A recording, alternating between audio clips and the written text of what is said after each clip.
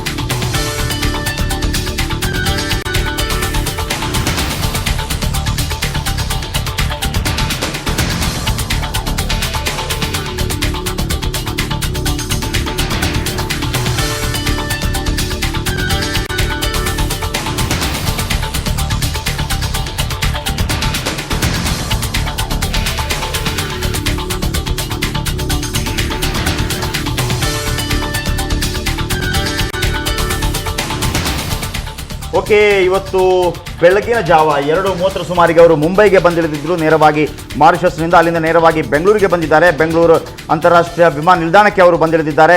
So ಬನ್ನಿ, ನಮ್ಮ ಪ್ರತಿನಿಧಿ ಅರುಣ್ ಬಡಿಗೇರ್ ಈಗ ವಿಮಾನ ನಿಲ್ದಾಣದಲ್ಲಿದ್ದಾರೆ. ಇನ್ನು ಕೆಲವೇ ಕ್ಷಣಗಳಲ್ಲಿ ಆ ವಿಜುವಲ್ಗಳನ್ನು, ಆ ದೃಶ್ಯಗಳನ್ನು ಕೂಡ ನಿಮ್ಗೆ ತೋರಿಸ್ತೀವಿ. ಮುಖ್ಯಮಂತ್ರಿ ಬೆಂಗಳೂರು ಏರ್ಪೋರ್ಟ್ಗೆ ಬಂದಿಳಿದಿರುವಂಥದ್ದು. ಓಕೆ ಅರುಣ್, ಯಾರೆಲ್ಲ ಇದ್ರು ಮುಖ್ಯಮಂತ್ರಿ ಜೊತೆ? ಹೇಗಿದೆ ಮುಖ್ಯಮಂತ್ರಿ ಅವರ ಬಾಡಿ ಲ್ಯಾಂಗ್ವೇಜ್? ಈಗ ತಾನೇ ಲ್ಯಾಂಡ್ ಆಗಿದೆ ಫ್ಲೈಟು. ಏನು ಮುಖ್ಯಮಂತ್ರಿಗಳು ಬಂದಿರುವಂತಹ ಏನು ಫ್ಲೈಟ್ ಇದೆ, ಈಗ ತಾನೇ ಲ್ಯಾಂಡ್ ಆಗಿದೆ. ಇನ್ನು ಮಾಧ್ಯಮದವರ ಕಣ್ಣಿಗೆ ಕಾಣಿಸ್ತಿಲ್ಲ. ಸೊ ಅವ್ರು ಬಂದ ನಂತರ ಏನ್ ಹೇಳ್ತಾರೆ, ಏನು ಅವ್ರ ಮೇಲೆ ಇರುವಂತಹ ಆರೋಪಗಳಿದಾವೆ, ಆರೋಪಗಳಿಗೆ ಯಾವ ರೀತಿ ಸ್ಪಷ್ಟನೆ ನೀಡ್ತಾರೆ ಅನ್ನೋದು ಕಾದ್ ನೋಡ್ಬೇಕಾಗಿದೆ ಜಯಪ್ರಕಾಶ್. ಇನ್ನೂವರೆಗೂ ನಮ್ಗೆ ಮುಖ್ಯಮಂತ್ರಿಗಳು ಕಾಣಿಸ್ಕೊಂಡಿಲ್ಲ Jayaprakash. I can understand. Okay, ಈಗಷ್ಟೇ ಲ್ಯಾಂಡ್ ಆಗಿದೆ. ಆದ್ರೆ ಯಾರೆಲ್ಲ ಅವರ ಸ್ವಾಗತಕ್ಕೆ ಸಿದ್ಧರಾಗಿದ್ದಾರೆ? ಕಾರ್ಯಕರ್ತರು ಏನಾದ್ರು ಜಮಾವಣೆಗೊಂಡಿದ್ದಾರೆ? ಯಾರೆಲ್ಲ ನಾಯಕರಿದ್ದಾರೆ ಅಲ್ಲಿ ಅರುಣ್? ಜಯಪ್ರಕಾಶ್, ಕಾರ್ಯಕರ್ತರು ಹೆಚ್ಚಿನ ಸಂಖ್ಯೆಯಲ್ಲಿ ಬಂದಿಲ್ಲ, ಆದ್ರೆ ಸಚಿವರ ದಂಡೆನೇ ಇಲ್ಲಿ ಬಂದಿದೆ ಅಂತ ಹೇಳ್ಬೋದು. ರೇಣುಕಾ ಪ್ರಸಾದ್ ಆಗಿರ್ಬೋದು, ಕೆಲವು ಬಚ್ಚೇಗೌಡರಾಗಿರ್ಬೋದು, ಸಾಕಷ್ಟು ಸಚಿವರು ಆಗಮಿಸಿದ್ದಾರೆ, ಶಾಸಕರು ಬಂದಿದ್ದಾರೆ, ಅವರ ಸ್ವಾಗತಕ್ಕೋಸ್ಕರ ಬಂದಿದ್ದಾರೆ. ಉಳಿದಂತೆ ಕಾರ್ಯಕರ್ತರ ಒಂದು ಕಾರ್ಯಕರ್ತರಿನ್ನು ದಂಡು ಬರ್ತಾ ಇತ್ತು. ಆ ಕಾರ್ಯಕರ್ತರ ದಂಡು ಇಲ್ಲಿ ಕಡಿಮೆ ಅಂತ ಹೇಳ್ಬೋದು ಜಯಪ್ರಕಾಶ್. ಓಕೆ, ಮುಖ್ಯಮಂತ್ರಿಗಳು ಈಗಾಗಲೇ ಲ್ಯಾಂಡ್ ಆಗಿದ್ದಾರೆ ಬೆಂಗಳೂರು ವಿಮಾನ ನಿಲ್ದಾಣದಲ್ಲಿ. ರೇಣುಕಾಚಾರ್ಯ, ಬಚ್ಚೇಗೌಡರು ಯಾವತ್ತೂ ಕೂಡ ಬೆಂಗಾವಲಾಗಿ ನಿಲ್ಲುವವರು ಮುಖ್ಯಮಂತ್ರಿಗಳಿಗೆ. ಅವರೆಲ್ಲರೂ ಕೂಡ ಅವರ ಸ್ವಾಗತಕ್ಕಾಗಿ ಅಲ್ಲಿ ಕಾಯ್ತಾ ಇದ್ದಾರೆ. ಓಕೆ, ಎಲ್ರಿಗೂ ಕೂಡ ಒಂದು ಕುತೂಹಲವಿದೆ. ಯಾವ ಉತ್ತರಗಳು ಮುಖ್ಯಮಂತ್ರಿಗಳಿಂದ ಬರ್ಬೋದು, ಅದು ಕೂಡ ಅವರ ರಾಜ್ಯದಲ್ಲಿ, ಅವರು ಮುಖ್ಯಮಂತ್ರಿ ಆಗಿರುವಂಥ ರಾಜ್ಯದಲ್ಲಿ ಮಾರಿಷಸಲ್ಲಿ ಅವರು ಮಾತಾಡಿರ್ಬೋದು, ಮುಂಬೈಲಿ ಮಾತಾಡಿರ್ಬೋದು. ಆದರೆ ಬೆಂಗಳೂರಲ್ಲಿ ಅವರು ಕರ್ನಾಟಕ ರಾಜ್ಯದ ಮುಖ್ಯಮಂತ್ರಿ. ಸೊ ಪ್ರಶ್ನೆಗಳು ಕೂಡ ಪತ್ರಕರ್ತರಲ್ಲಿ ತುಂಬ ತಯಾರಾಗಿದೆ. ಆದರೆ ಇವತ್ತಿನ ಅವರ ಕಾರ್ಯಕ್ರಮದ ಪಟ್ಟಿ ಪ್ರಕಾರ ಇವತ್ತು ಬಂದ ತಕ್ಷಣ ಅವರು ಕೃಷ್ಣಾಗೆ ತೆರಳುತ್ತಾರೆ. ಪ್ರತಿಮಾ ಕೃಷ್ಣಾಗೆ ತೆರಳಿದ ನಂತರ ಕುಮಾರಕೃಪಾ ಬಳಿ ಇರುವಂಥ, ಅಂದರೆ ಶೇಷಾಪುರಂ ಬಳಿ ಇರುವಂತಹ ಸುಬ್ರಹ್ಮಣ್ಯ ಸ್ವಾಮಿ ದೇವಸ್ಥಾನಕ್ಕೆ ಹೋಗಿ ಅಲ್ಲಿ ಪೂಜೆ ಅರ್ಚನೆ ಮಾಡ್ತಾರೆ. ತದನಂತರ ಆಪ್ತ ಸಚಿವರೊಂದಿಗೆ ಸಮಾಲೋಚನೆ ಕೂಡ ನಡೆಸ್ತಾರೆ. ನಂತರ RSS ಕಚೇರಿಗೆ ಕೂಡ ಕಚೇರಿಗೆ ಕೂಡ ಭೇಟಿ ನೀಡುವಂಥ ಸಾಧ್ಯತೆ ಇದೆ. ಸೊ ಹಾಗಾಗಿ ಎಲ್ಲ ವಿಚಾರಗಳನ್ನು ಮನನ ಮಾಡಿಕೊಂಡ ನಂತರ ಯಾವ ಉತ್ತರ ಕೊಡಬೇಕು ಅನ್ನುವಂಥದ್ದು ಒಂದು ನಿರ್ಧಾರಕ್ಕೆ ಬರ್ತಾರೆ. ನಿರ್ಧಾರಕ್ಕೆ ಬಂದ ನಂತರ 4:15 ಹೊತ್ತಿಗೆ ವಿಧಾನಸೌಧದಲ್ಲಿ ಅವರು ಪತ್ರಿಕಾಗೋಷ್ಠಿಯನ್ನು ಉದ್ದೇಶಿಸಿ ಮಾತನಾಡಲಿದ್ದಾರೆ ಮುಖ್ಯಮಂತ್ರಿಗಳು. ಸಾಕಷ್ಟು ಕುತೂಹಲ ಕೆರಳಿಸಿದೆ. ಗಣಿ ವರದಿ ಸೋರಿಕೆಯಾದ ನಂತರ ಯಾವೆಲ್ಲ ಒಂದು ರಾಜಕೀಯ ಬೆಳವಣಿಗೆಗಳು ರಾಜ್ಯದಲ್ಲಿ ಆಗೋಯ್ತು. ಅದಾದ ನಂತರ ಫೋನ್ ಕದ್ದಾಲಿಕೆ ವಿಚಾರ ಇರ್ಬೋದು, ಸಂತೋಷ್ ಹೆಗಡೆ ಅವರು ಕಣ್ಣೀರಿಟ್ಟಿದ್ದಿರ್ಬೋದು, ಯಾರು ಸೋರಿಕೆ ಮಾಡಿದ್ದಿರ್ಬೋದು ಅನ್ನುವಂಥದ್ದು ಇಲ್ಲಿ ಬಹಳ ಪ್ರಮುಖವಾಗಿರುವಂತಹ ಪ್ರಶ್ನೆ. ಇಲ್ಲಿ ತನಕ ಕಾಡ್ತಾ ಇರುವಂಥದ್ದು ಸೋರಿಕೆ ಆಗಿದೆ ನಿಜ, ಆದರೆ ಅದರ ಬಗ್ಗೆ ಯಾವುದೇ ಒಂದು ಡಾಕ್ಯುಮೆಂಟ್ ಇಲ್ಲಿ ತನಕ ಕಂಡು ಬಂದಿಲ್ಲ, ಅಂದರೆ ಒಂದು ಫೋಟೋಸ್ಟೇಟ್ ಕಾಪಿ ಆಗಲಿ. ಹಾಗಾಗಿ ಅದರ ಮಾಹಿತಿಗಳನ್ನು ಕಲೆ ಹಾಕಿ ಸೋರಿಕೆ ಮಾಡಲಾಗಿದೆ ಅನ್ನುವಂಥದ್ದು. ಸೊ ಬಹಳಷ್ಟು ವಿಚಾರಗಳನ್ನು ಗಮನಿಸಿದಾಗ ಫೋನ್ ಕದ್ದಾಲಿಕೆ ಮುಖಾಂತರ ಸೋರಿಕೆ ಮಾಡಲಾಗಿದೆ ಅನ್ನುವಂಥದ್ದು. ಹಾಗೆಯೇ ಜ್ಯೋತಿ ಪ್ರಕಾಶ್ ಮಿರ್ಜಿ ಅವರು ಲೋಕಾಯುಕ್ತರ ಬಳಿಗೆ ಹೋಗಿ ಅದರ ಬಗ್ಗೆ ಸಾಕಷ್ಟು ಮಾಹಿತಿಗಳನ್ನು ಕೂಡ ಸಂಗ್ರಹಿಸಿದರು. ಓಕೆ, ಈಗ ಮತ್ತೊಮ್ಮೆ ಅರುಣ್ ಬಡಿಗೇರ್ ನಮ್ಮ ಜೊತೆ ದೂರವಾಣಿ ಸಂಪರ್ಕದಲ್ಲಿದ್ದಾರೆ. ಅರುಣ್, ಲೇಟೆಸ್ಟ್ ನ್ಯೂಸ್ ಏನಿದೆ ಅಲ್ಲಿಂದ?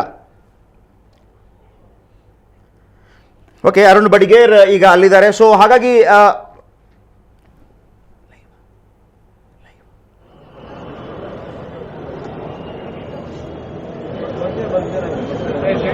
ನೀವು ನೋಡಬಹುದು, ಇದು ಲೈವ್ ದೃಶ್ಯಗಳು.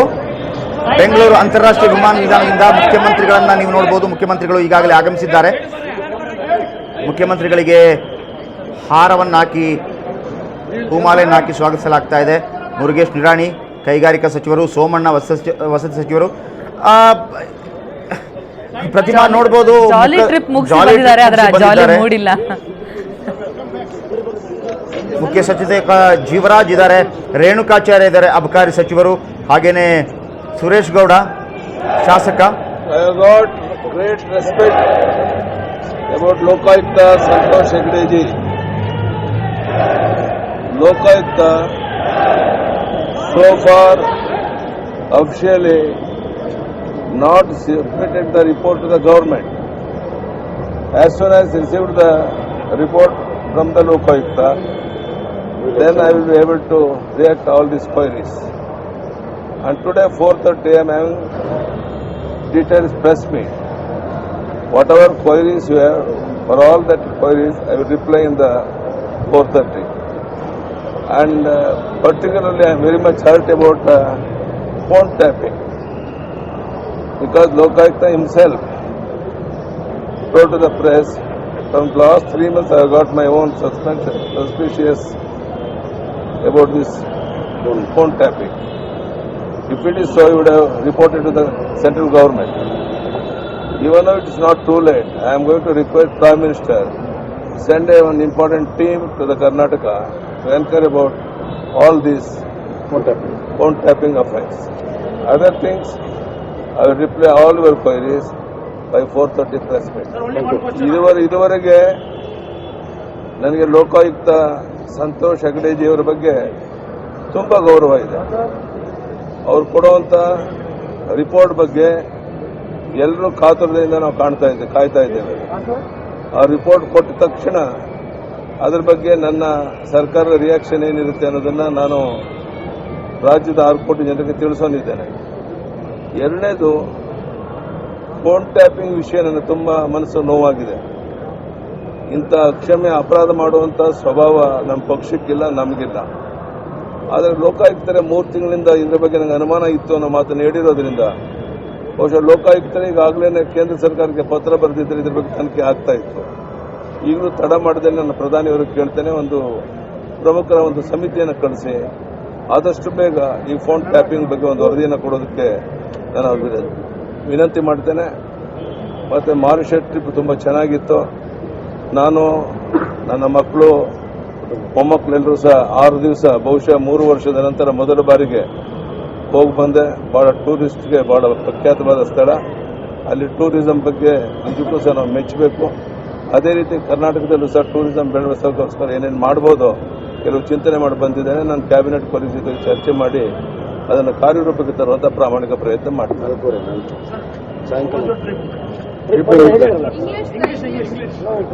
Mauritius trip was very good. Mauritius is very beautiful city, tourism center. I have seen so many important places, and I am thinking seriously.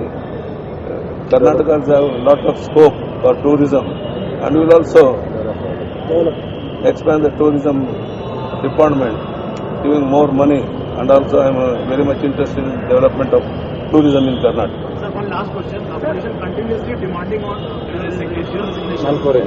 Opposition continuously demanding. That is their duty. You know, from last 3 years, continuously they are threatening and so many baseless allegations they are making. And Devagowda ji openly told, if BJP government, Yediyurappa government continues like this, we will be no more. So they don't want development in Karnataka. They want the Yediyurappa government should quit as early as possible. For that, people of the state and our party, nobody is ready. That is very much disappointed. Devagowda ji, Kumaraswamy, Revanna and Siddaramaiah and all other Congress JDS leaders. For that, I will go around in the state, I will speak to the people, and I will come back to you again. And today, 4:30, I will give all the details about my future plan. Thank you.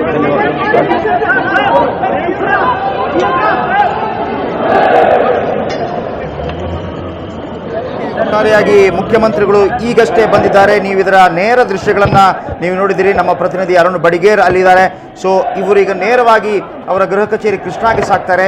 Worry ಮಾಡ್ಕೋಬೇಡಿ, ಅಲ್ಲಿ ಕೂಡ ನಾವು ನಿಮಗೆ ನೇರ ಪ್ರಸಾರದ ವ್ಯವಸ್ಥೆಯನ್ನು ಮಾಡಿದ್ದೀವಿ. ಅಲ್ಲಿ ಬಂದ ತಕ್ಷಣ ನಿಮ್ಗೆ ಅಲ್ಲಿಂದ ಕೂಡ ನೇರ ಪ್ರಸಾರ ಸಿಗತ್ತೆ.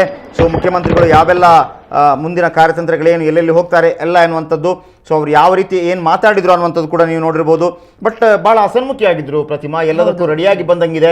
ಒಟ್ಟಾರೆಯಾಗಿ ಅರ್ಧ ಡಜನ್ ಸಚಿವರಲ್ಲಿ ಆಚಾರ್ಯ ಇದ್ದರು, ಬೊಮ್ಮಾಯಿ ಇದ್ದರು, ನಿರಾಣಿ ಇದ್ದರು, ಬಚ್ಚೇಗೌಡರಿದ್ರು, ರೇಣುಕಾಚಾರ್ಯ ಇದ್ದರು, ಸೋಮಣ್ಣ ಇದ್ದರು, ಹಾಗೆಯೇ ಡಜನ್ಗಿಂತಲೂ ಹೆಚ್ಚು ಶಾಸಕರಿದ್ದರು. ಒಂದ್ ರೀತಿಯಲ್ಲಿ ತಮ್ಮ ಬೆಂಬಲ ಎಲ್ಲ ನಿಮಗಿದೆ ಅನ್ನೋದನ್ನ ತೋರ್ಪಡಿಸ್ಲಿಕ್ಕೆ ಬಂದಂತಿತ್ತು ಸಚಿವರೆಲ್ಲ. ಅದರಲ್ಲಿ ಕೆಲವರು ಬಹಳಷ್ಟು ಜನ ಸಚಿವಾಕಾಂಕ್ಷಿಗಳು ಕೂಡ ಇದ್ದಾರೆ, ಅದು ಕೂಡ ಬಹಳ ಮುಖ್ಯವಾಗಿ ಗಮನಿಸಬೇಕು. ಅಲ್ಲಿ ಒಬ್ಬರು ಯುವರಾಜ್ ಇದ್ದಾರೆ, ಅವರು ಕೂಡ ಸಚಿವ ಸ್ಥಾನದ ಆಕಾಂಕ್ಷಿ.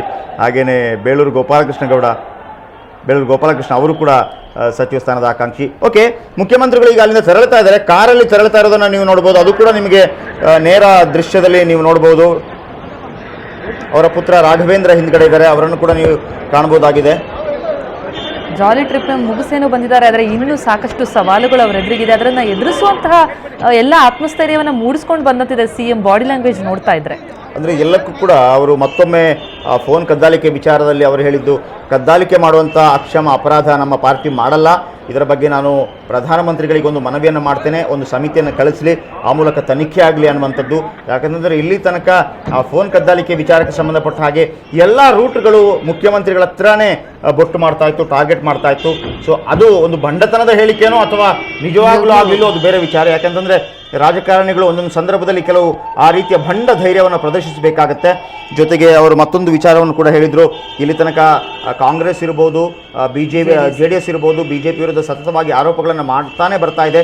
ದೇವೇಗೌಡರು ಒಂದು ಮಾತನ್ನು ಹೇಳಿದರು, ಅದೇನು ಅಂತಂದರೆ ಇದೇ ರೀತಿ BJP ಸರ್ಕಾರ ಮುಂದುವರೆದರೆ ನಮಗೆ ಉಳಿಗಾಲ ಇಲ್ಲ ಅನ್ನುವಂಥ ಮಾತನ್ನು ಹೇಳಿದರು ಅನ್ನೋದನ್ನು ಕೂಡ ಅವರು ಉಲ್ಲೇಖಿಸಿದ್ರು. ಸೊ ಹಾಗಾಗಿ ಅವರು ಹೆದರಿದ್ದಾರೆ ನಮ್ಮ ಅಭಿವೃದ್ಧಿ ಕೆಲಸಗಳಿಂದಾಗಿ ಅನ್ನುವಂಥದ್ದು. ಎಸ್, ರಾಜಕಾರಣದಲ್ಲಿ ಈ ರೀತಿಯ ಒಂದು ಹೇಳಿಕೆಗಳು ಸರ್ವೇ ಸಾಮಾನ್ಯ. ಯಾಕಂದ್ರೆ ರಣನೀತಿ ಅನ್ನೋದು ಏನಿರುತ್ತೆ, ರಾಜಕೀಯ ರಣನೀತಿಯಲ್ಲಿ ಇದು